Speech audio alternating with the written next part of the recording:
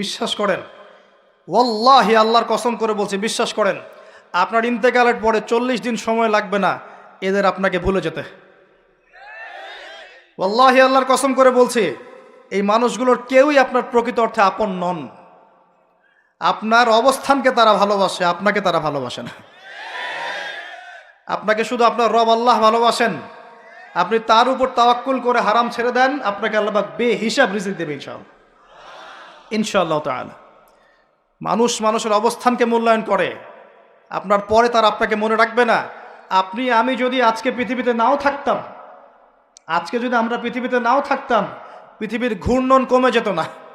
পৃথিবী ঘুরতই, রাত হতো, দিন আসতোই, আমাদের স্ত্রী সন্তানরা বেঁচে থাকতো, মা বোনরা বেঁচে থাকতো, সবাই যার যার জায়গায় ঠিকই থাকতো, আমরাই থাকতাম। এটাই বাস্তবতা, এটাই দুনিয়ার নির্মম বাস্তবতা। তাহলে এই দুনিয়ার সংক্ষিপ্ত জীবনে কাদের কথা চিন্তা করে আপনি আল্লাহর অবাধ্যতা করছেন? কাদের কথা চিন্তা করেন?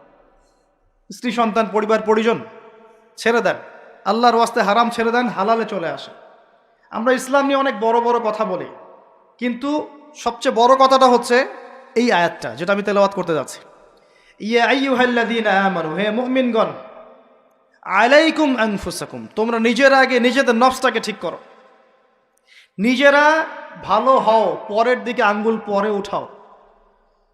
নিজেরা ঠিক হও, নিজে আগে জ্ঞান অর্জন করি, নিজে আগে আমল করি, নিজে আগে হালাল খাই, নিজে পরিবার ঠিক করি, নিজে আমি দিন ইসলামের জন্য ক্ষুদ্র পরিসরে কিছু করার চেষ্টা করি, অন্যের ভুলের দিকে আঙ্গুল পরে উঠাই। দেখবেন ইনশাআল্লাহ প্রত্যেকে যদি নিজের ফিকির করি, আস্তে আস্তে সমাজ ঠিক হয়ে যাবে ইনশাআল্লাহ। নিজে ঠিক না হলে কিচ্ছু ঠিক হবে না। আর নিজে ঠিক না হয়ে মানুষকে ঠিক করতে যাওয়া ঠিক নয়। একটা বাতি যখন জ্বলবে, একটা বাতি থেকে আরো অনেক বাতি জ্বলবে ইনশাআল্লাহ। আল্লাহ পাক আমাদের সবাইকে হালাল রিজিক অন্বেষণ করার তৌফিক এনায়েত করুন, আমিন। যাদের হালাল রিজিকের সমস্যা আছে, আল্লাহ পাক যেন বেহিসাব রিজিকের ব্যবস্থা করে দেন, আমিন। আপনার আমার সম্পদ সুদের মধ্য দিয়ে লুটে নেওয়া হয়েছে, সম্পদ পেপার মানির মধ্য দিয়েও সাক করা হয়েছে। পৃথিবীর একটা অংশ দিন দিন ধনী হয়েছে, আর একটা অংশ ডে বাই ডে প্রভার্টি ডিস্ট্রিবিউশনের মধ্যে চলে গেছে। এগুলো বুঝতে আরো সময় লাগবে, আরো দিন যেতে দেন, 5 বছর 10 বছর যাক, আপনারা নিজেরাই বুঝতে পারবেন ইনশাআল্লাহ তাআলা। বিষয়টা হচ্ছে যে এগুলো ভবিষ্যৎবাণী নয়, এগুলো বর্তমান। যখন মানুষ বাহ্যিক এবং অভ্যন্তরীণ জ্ঞান রাখবে না, তার কাছে বর্তমানের ঘটনাকে ভবিষ্যৎ মনে হবে। বর্তমান সম্পর্কে মানুষ যখন ওয়াকেফাল থাকবে না, গাফেল থাকবে যে বিশ্বে কি হচ্ছে, কি চলছে, জিওপলিটিক্সে কি চলছে, মিলিটারি সেকশনে কি চলছে, ইকোনমিক্সে কি চলছে, এই ফেতনাগুলোর মধ্যে, তখন মানুষের কাছে মনে হবে এগুলো হয়তো ভবিষ্যৎবাণী। আসলে এগুলো ভবিষ্যৎবাণী নয়, এগুলো সবই বর্তমান। বর্তমান সম্পর্কে আপনি অজ্ঞ বলেই বা আপনি জ্ঞান অর্জন করার ফিকির নেই বলেই আপনার কাছে এগুলোকে ভবিষ্যৎবাণী মনে হচ্ছে। আপনি 2 চোখ খোলেন, খিদিরের মতো হন আলাইহিস সালাম, আপনি দেখবেন সবকিছু আপনার কাছে স্পষ্ট হয়ে যাবে ইনশাআল্লাহ। আমরা এমন একটা সময় বাস করছি যেখানে আখিরুজ্জামানের ম্যাক্সিমাম সাইনগুলো দেখা যাচ্ছে, ম্যাক্সিমাম। ডে বাই ডে আপনি ধর্ষণের বৃদ্ধি দেখতে পারবেন, ডে বাই ডে আপনি জেনা বাড়বে দেখবেন, মাদকদ্রব্য মানুষ বেশি বেশি খাবে। একটা মানুষ খুঁজে পাবেন না যে ব্যক্তি সুদ থেকে 100% মুক্ত থাকতে পারবে, একটা মানুষও পাবেন না। বাহ্যিক বিষয় বাদ দেন, ইন্টারনালে আসেন। মনে করেন আমি একটা বাসায় ভাড়া থাকি, এখন বাসার মালিক লোন নিয়ে বাড়ি করেছে, আমার মতো আরো 10টা ভাড়াটিয়া আছে, সবার টাকা নিয়ে সে লোন শোধ করছে। পরোক্ষভাবে আমিও সুদ খাচ্ছি, এখানে আমিও সুদের সাথে সম্পৃক্ত আছি। এটা সেই জামানা, যে জামানা সম্পর্কে নবী সাল্লাল্লাহু আলাইহি ওয়াসাল্লাম বলেছিলেন যে যে ব্যক্তি সুদ থেকে দূরে থাকতে চাইবে, আখিরুজ্জামানে তার গায়েও সুদের ছিটাফোঁটা গিয়ে লাগবে, কেউ মুক্ত থাকতে পারবে না। টপ টু বটম দেখবেন সুদই কারবারের সয়লা। আর কেন রাগ হচ্ছেন আমার সাথে? আল্লাহ রাব্বুল আলামিন পবিত্র কোরআনে বলেছেন, ইয়া আইয়ুহাল্লাযীনা আমানু, আমি আপনাকে আল্লাহর কালামটুকু শোনাতে এসেছি।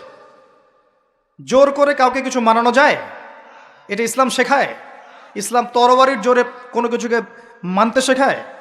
ইসলাম শুধু দাওয়াত দিতে শেখায়। ফাযাক্কির ইন্নামা আনতা মুযাক্কির, শুধু অনুবাদ করতে চাচ্ছি আল্লাহর কথা। যে কোনো আলেমের কাছে গিয়ে অনুবাদের সত্যতা যাচাই করে নিয়েন। আল্লাহ বলছেন, ইয়া আইয়ুহাল্লাযীনা আমানু, হে মুমিনগণ, ইত্তাকুল্লাহ, তোমরা আল্লাহকে ভয় করো। ওয়া যারু মা বাকিয়া মিনার রিবা, সুদগুলো ছেড়ে দাও, সুদের অবশিষ্ট অংশগুলো ছেড়ে দাও। ইন কুনতুম মুমিনিন, যদি প্রকৃত অর্থে মুমিন হয়ে থাকো। ওয়া ইন লাম তাফআলু, যদি তোমরা এই কাজটা না করো অর্থাৎ সুদ না ছেড়ে দাও, ওয়া ইন লাম তাফআলু, যদি তোমরা সুদ না ছাড়ো, কে বলছেন? ফাযানু বিহারবিন মিনাল্লাহি ওয়া রাসূলিহি, তাহলে আল্লাহ এবং তার রাসূলের সাথে যুদ্ধের ঘোষণা শুনে রাখো। Path is yours, the road is yours, রাস্তা আপনার, পথ আপনার, চুজ ইউর পাথ, আপনি আপনার রাস্তা সিলেক্ট করেন। আপনি আল্লাহর সাথে যুদ্ধ করবেন, তার নবীর সাথে যুদ্ধ করবেন, নাকি এগুলো ছেড়ে দিয়ে আল্লাহওয়ালা হবেন, আপনার সিদ্ধান্ত। কে আপনাকে বাধ্য করবে? কেউ নেই বাধ্য করা, কেউ বাধ্য করবেন আপনাকে। এটা আপনি ফিকির করবেন সারা জীবন যে হারাম রিজিকটা আপনি খাচ্ছেন, এইটা দিয়ে কি আপনার হজটা কবুল হবে কিনা, এটা দিয়ে আপনার উমরাটা কবুল হবে কিনা, এই টাকায় যখন সন্তান সন্ততি বড় হবে এরাও আল্লাহওয়ালা হবে কিনা, আপনি ফিকির করেন। আপনি চিন্তা করেন যে নবী মুহাম্মদ সাল্লাল্লাহু আলাইহি ওয়াসাল্লাম জেনা শব্দটা মুখ থেকে বলতেও লজ্জা পেতেন, জানেন? আমাদের নবীজি জেনা শব্দটা মুখ দিয়ে বলতেও লজ্জা পেতেন। একজন সাহাবী এসেছেন, এসে বলেছেন যে আমি অন্যায় করেছি ইয়া রাসূলুল্লাহ, আমি অন্যায় করেছি ইয়া রাসূলুল্লাহ, আমাকে পবিত্র করুন, দুনিয়াতে আমাকে শাস্তি দিয়ে দিন, পরকালে আমাকে কোনো শাস্তি দিয়েন না। নবীজি মুখ ফিরিয়ে নেন, একবার ডানে একবার বামে মুখ ফিরিয়ে নেন, তার কথা যেন তিনি শুনছেন না। বলছেন বাসায় যাও, বাসায় গিয়ে ক্ষমা চাও, আল্লাহ মাফ করে দিবেন। কিন্তু সেই ব্যক্তি নাছরবান্দা, না আমাকে পবিত্র করেন, আমি অন্যায় করেছি, হুদুদ কায়েম করেন। তখন নবীজি বাধ্য হয়ে বলছেন আবিকা মাজনুন, তুমি কি পাগল? তখন সেই ব্যক্তি বলছেন না ইয়া রাসূলুল্লাহ, আমি পাগল নই, আমি অন্যায় করেছি, আমাকে পবিত্র করেন। কি তাড়না, যাতে আল্লাহর কাছে তাকে পরকালে শাস্তি পেতে না হয়, দুনিয়াতে শাস্তি দিয়ে দেন। কি তাড়না! এরকম মানুষ আছে এখন? চিন্তা করেন। তখন নবীজি বলছেন, এই কথাটা শোনেন, নবী সাল্লাল্লাহু আলাইহি ওয়াসাল্লাম বলছেন তুমি কি করেছো, তুমি কি এমন কাজ করেছো, লিসেন, তুমি কি এমন কাজ করেছো, সুরমা দানি থেকে সুরমা বের করার সময় আমরা যেভাবে বের করি, তুমি কি এমন কিছু করেছো? আমি কি বুঝাতে পারছি? এখানে সবাই অ্যাডাল্ট, ব্যাখ্যা করার প্রয়োজন আছে? সুরমা দানি থেকে সুরমা বের করার জন্য আমরা যা করি, তুমি কি তেমন কিছু করেছো? খেয়াল করে দেখেন, প্রিয় নবী সাল্লাল্লাহু আলাইহি ওয়াসাল্লাম মুখে জেনা শব্দটা বলছেনও না, বলতেও চাচ্ছেন না। তিনি এত উচ্চ মানের ভদ্র মানুষ, সুবহানাল্লাহ সাল্লাল্লাহু আলাইহি ওয়াসাল্লাম। সেই নবীর একটা কথা আপনাকে শোনাই। সেই নবীজি বলেছেন সহিহ বুখারীর হাদিসে যে সুদের পাপের ৭৩টা শাখা আছে, যার সবচেয়ে নিম্ন শাখা নিজের মায়ের সাথে জেনা করা। আমি কিভাবে আপনাকে বুঝাবো যে এটা তিনি কত বড় পাপ বলেছেন? কাদের জন্যে? স্ত্রীর জন্যে? স্ত্রীর জন্যে খাচ্ছেন, সন্তানের জন্য খাচ্ছেন, পরবর্তী প্রজন্ম মানুষ করার জন্যে, বা দুনিয়ার স্বার্থে? বিশ্বাস করেন, ওয়াল্লাহি আল্লাহর কসম করে বলছি, বিশ্বাস করেন, আপনার ইন্তেকালের পরে 40 দিন সময় লাগবে না এদের আপনাকে ভুলে যেতে।